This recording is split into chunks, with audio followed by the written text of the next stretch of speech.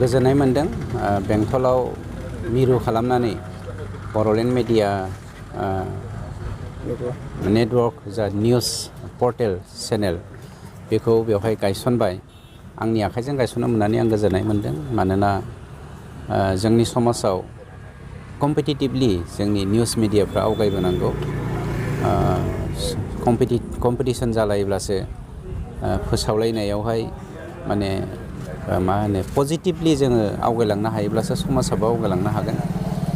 दा जोंनि गेजेरावहाय बड'फा उपेन्द्रनाथ ब्रह्मआ गेरेमसा हारि दानायनि मुङाव जा बानिजों बर'नि आवगायलांनाय जा बिथिं बेखौ जोंनो होलांबाय।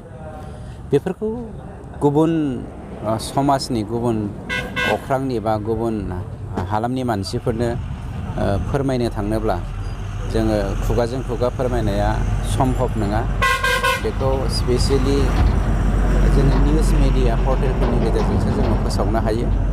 दिनै आसामिस समाजा बाङालि समाजा जौगानायनि गुबै जाहोनानो जादों बिथांमोना गावसिनि राव हारिमु थुनलाइ आसार खान्थिखौ electronic media paper media portal मिडियाफोरनि गेजेरजों बिराद गोजौसिम लांनो हाबाय।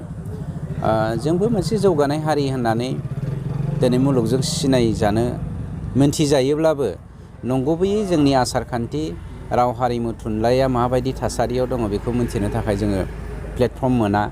जायनि जाहोनाव जोङो जुदिअ बर'नि गेजेरावहाय पेपार मिडियाया खोब खम आरो इलेक्ट्रनिक मिडियाबो खोब खम, खिन्थु पर्टेल मिडिया जोंनियाव बिराद मोजां आवगायबोगासिनो दङ। जों बेखौ पजिटिभलि गोबानानै लानो आवगायनांगोन।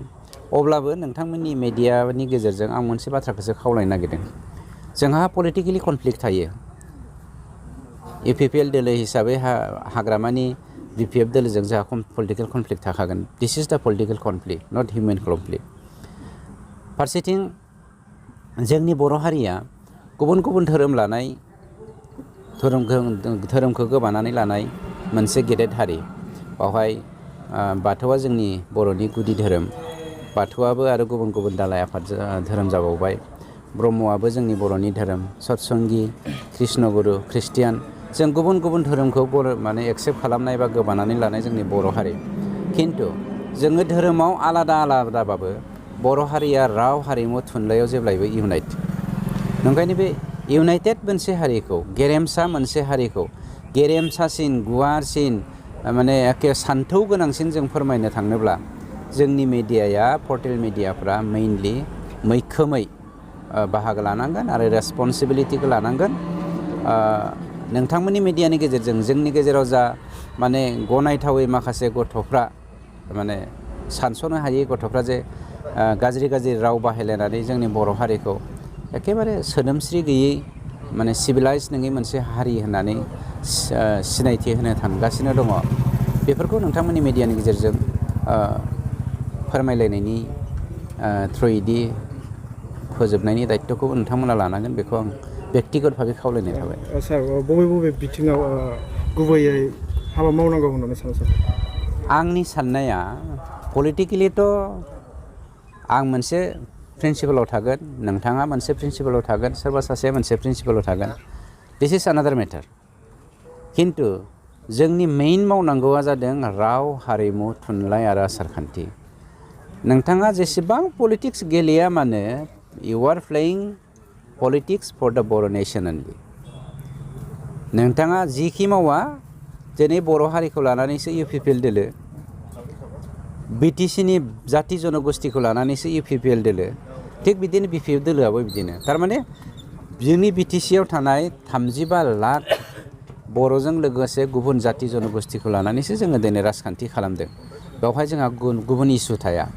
गतिके जोंनि जा राजखान्थि, बे राजखान्थिया राव हारिमु थुनलाइजों जथेस्थ' सोमोन्दो दङ।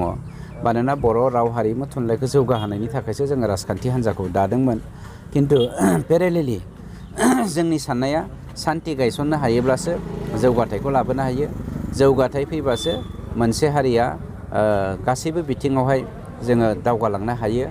बेनिखायनो जोंनि साननाय हनाया गिबियाव राव हारिमु थुनलाइ आसार खान्थि बेखौ जों जौगाहोनांगोन। नैथियाव जोङो इक'नमिक सिस्टेमखौ माबायदि जोङो स्ट्रं खालामनो हागोन बेखौ नोंथांमोना मेइन भुमिका लानांगौ। दा जेरै हमनानै ला जोंनि BTC सरकारा मानब गेदेर प्रमद बर' बिथांनि दैदेननायाव आगुनि माखासे जोंनि दैदेनगिरिफोरा गोबां हा लानायखौ जों गाज्रि मोनाखै, साहा बागान गायसननायखौ जों गाज्रि मोनाखै, राबार बागान गायसननायखौ जों गाज्रि मोनाखै, खिन्थु मा कारनाव 20,000 हेक्टरनिख्रुइबो बांसिन फ्राय 1.5 लाख बिगानिख्रुइबो बांसिन मानसिफ्रा दिनै गिदिर बागान गायसनसेयावबो जोंनि BTC सरकारनो, आगुनि BTC सरकारनो, दिनैनि BTR सरकारनो रेभिनिउ होनो हायाखै, बेखौ लानानै जोङो हेडेक जाबाय दङ। आरो बेखौनो जोङो समान खालामनो थाखाय बयबो आयेननि नोजोराव समान मोनथायखौ मोनथों होननानै जों खामानिखौ मावनो थांगासिनो दं।